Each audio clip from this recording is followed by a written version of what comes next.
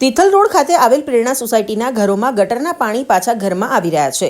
આ વાત છે હેપીનેસની સામેની ગલીમાં આવેલ પ્રેરણા પાર્ક સોસાયટીની કે જ્યાં રહીશો દ્વારા વારંવાર પાલિકાને રજૂઆત કરવામાં આવી હતી કે તેઓના ઘરમાં ગટરના પાણી બેક મારી રહ્યા છે, પરંતુ નફ્ફટ તંત્ર જાણે સ્થાનિકોની તકલીફમાં કોઈ ઇન્ટરેસ્ટ જ ન હોય તેમ કોઈપણ પ્રકારની કાર્યવાહી કરવામાં આવી નથી।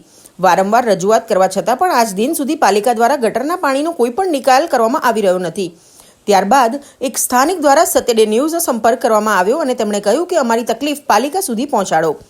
વારંવાર રજૂઆત છતાં પાલિકા દ્વારા કોઈ પણ પ્રકારનો જવાબ ન મળતા સ્થાનિકોમાં ઉગ્ર રોષ જોવા મળી રહ્યો છે। આ એક ઘર છે કે જેમાંથી અમને ફોન કરવામાં આવેલો કે ભાઈ અમારે ત્યાં ગટરના પાણી બેક આવી રહ્યા છે અને તંત્રની ઘોર બેદરકારી જે છે ત્યાં સામે આવી રહી છે। તમે વારંવાર તંત્રને ફોન પણ કરવામાં આવ્યો કે જે ગટરના પાણી બેક આવી રહ્યા છે એના માટે થઈને મને ફોન કર્યો કે બહારની ગટર જે છે તે ક્યાંક ભરાયેલી છે, જેને લઈને એમના ઘરમાં પ્રોબ્લેમ થઈ રહ્યા છે। તમે જોઈ શકો છો કે અત્યારે જે છે તે ગટરના પાણી બહાર આવી રહ્યા છે ત્યાં, અને જ્યારે 5 મિનિટના વરસાદમાં પણ આ પરિસ્થિતિ સર્જાય છે ત્યારે હજી ચોમાસું તો શરૂઆત થઈ છે, એટલે આપણે કહી શકીએ કે કદાચ એવો વરસાદ પડ્યો પણ નથી। અને આપણે ત્યાં તો વલસાડમાં જયારે વરસાદ શરૂઆત થાય છે ત્યારે અનરાધાર વરસાદ આવતો હોય છે ત્યારે લોકોની પરિસ્થિતિ કેટલી ખરાબ થતી હશે। આપ જોશો અત્યારે જરા અમથા વરસાદમાં જયારે આ હાલત છે અને ગટરના પાણીના લીધે ઘરમાં જે વાસ આવી રહી છે, કદાચ અહીંયા ઉભું રહેવું પણ પોસિબલ નથી, ત્યારે ઘરના જે લોકો છે, રહીશો છે, તેની હાલત શું થતી હશે આપણે એની સાથે જ વાત કરીએ। શું પરિસ્થિતિ છે હાલ તમારા ઘરમાં? અમે કેટલા દિવસથી એમને ફોન કરીએ છીએ કે તમે આ પાણી બેક મારે છે આવો, તે દિવસે પણ સવારનો ફોન કર્યો તો આવીએ છીએ કરીને આવ્યા જ નહીં। એ પહેલા તો મેં કમ્પ્લેન નોંધાવી તો એ બેન કે તમારી કમ્પ્લેન આપી દીધી છે, હમણાં બપોરે આવે છે। બપોરે ફોન કર્યો તો કે સાંજે આવે છે, કોઈ આવ્યું નથી। પછી પાછો મેં ફોન કર્યો બીજા દિવસે કે ભાઈ શું છે, ત્યાં સુધીમાં તમે રાત્રે બી આખી રાત જાગતા જ રહીએ છીએ, પાણી આખું ભરાઈ જ જાય છે। પછી જરાક આ વરસાદ એ પડે એટલે પાછું અમારે અંદર નાખવાનું પાણી, અને પછી આવતા જ નથી એ લોકો, આવીએ છીએ કરીને। પછી પેલા એ બેને મને કોઈ શંભુભાઈ નો નંબર આપ્યો, એ શંભુભાઈને ફોન કર્યો તો એ મને એમ કે છે કે મારા સુધી તો કમ્પ્લેન આવી જ નથી। આ ત્રીજા દિવસની વાત છે। કેટલા દિવસ થયા તમે આ કમ્પ્લેન નોંધાવી? 5 દિવસથી આજે। દર્શક મિત્રો, આપ સાંભળી શકો છો, 5 દિવસથી કમ્પ્લેન નોંધાવવામાં આવે છે અને કોઈ લેડી જવાબ આપે છે કે અમે કોઈ બીજા પર્સનને આ કમ્પ્લેન તમારી પાસ ઓન કરી છે, અને જ્યારે એમને ફોન કરવામાં આવે છે ત્યારે એવું કહે છે કે અમારા સુધી કમ્પ્લેન પહોંચી જ નથી। વાત એ છે કે તંત્રની બેદરકારીના લીધે આજે એક સામાન્ય જનતાને આ વસ્તુ ભોગવવાનો વારો આવી રહ્યો છે, તકલીફ સહન કરવાનો વારો આવી રહ્યો છે। કેટલા ટાઈમથી આ પરિસ્થિતિ છે? આ છેલ્લા 5 દિવસથી આ જ પરિસ્થિતિ છે। વરસાદ હમણાં 2 દિવસ બંધ હતો એટલો કઈ નહીં, પછી આજે પાછો જરાક જ વરસાદ પડ્યો છે આજે, તો પણ જો આ પાણી બેકમાં। ત્યારબાદ તંત્રવાળા કોઈ એક પણ વખત આ સાફ સફાઈ કરવા માટે આવેલા હતા? સાફ સફાઈ માટે ખાલી પરમ દિવસે આવ્યા હતા એ લોકો કે ભાઈ જોઈ ગયા કે આ પાણી કે બેક મારે છે, અમે અહીંયા પાછળની સોસાયટીમાં જ છે, અમે આવીએ છીએ કરીને એ લોકો ખબર નહીં પાછળ ગયા તો મેં પાછો ફોન કર્યો પેલા ભાઈને કે ભાઈ તમે તો આવ્યા જ નહીં પાછા, તો કે અમે અહીંયા આગળની સોસાયટીમાં કે કામ કરીએ જ છે। સાંજે 5 વાગે બી મેં ફોન કર્યો કે ભાઈ શું થયું શું નહીં, અમને જવાબ તો આપો, તમે કામ કર્યું કે નહીં, તો કે ના એ તો હવે થઈ ગયું છે, તો થઈ ગયું હોય તો કેવી રીતે બેક મારે પાણી? સતત આ જ પરિસ્થિતિ જોવા મળી રહી છે કે તંત્રની બેદરકારી અને જેના લીધે હંમેશાની જેમ ભોગવે છે સામાન્ય પ્રજા। શું તમે વેરો ભરો છો ટાઈમ? હા, વેરો તો ટાઈમ ટુ ટાઈમ, તે તો પાછા આપણે એક ભૂલી ગયો તો તરત પાછા કહેવા આવે છે એ વેરો નહીં ભર્યો, અત્યારે બી પાછો વધી ગયો છે, અત્યારે 5000 વેરો આવ્યો છે અમારો।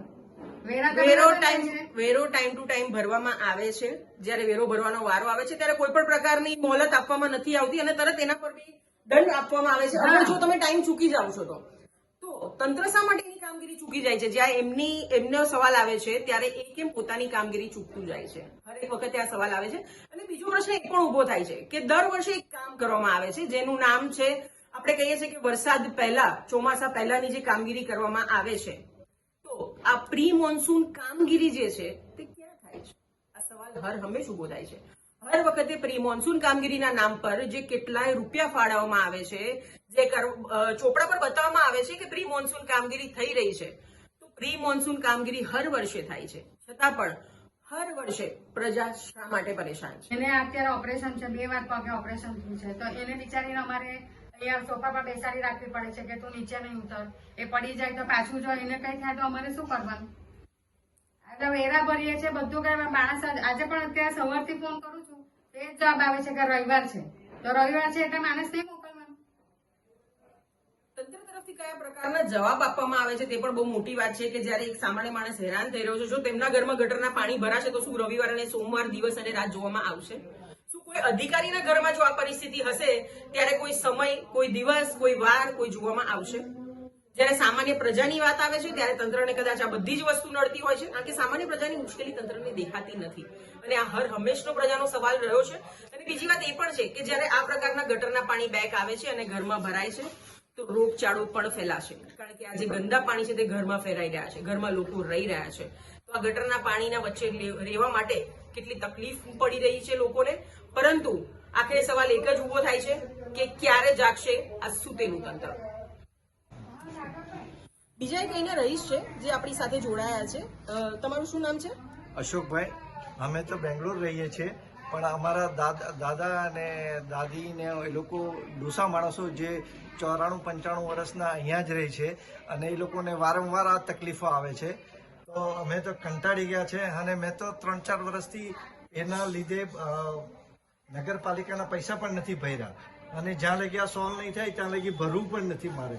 એમણે જે સ્ટેપ લેવો હોય તો લઈ શકે છે ને આ રીતે અમને હેરાન થઈ ગયા છે. અમે તો કંટાળી ગયા છે ને ડોસા માણસો એટલા પરેશાન થાય છે કે વાત નહીં પૂછવાની.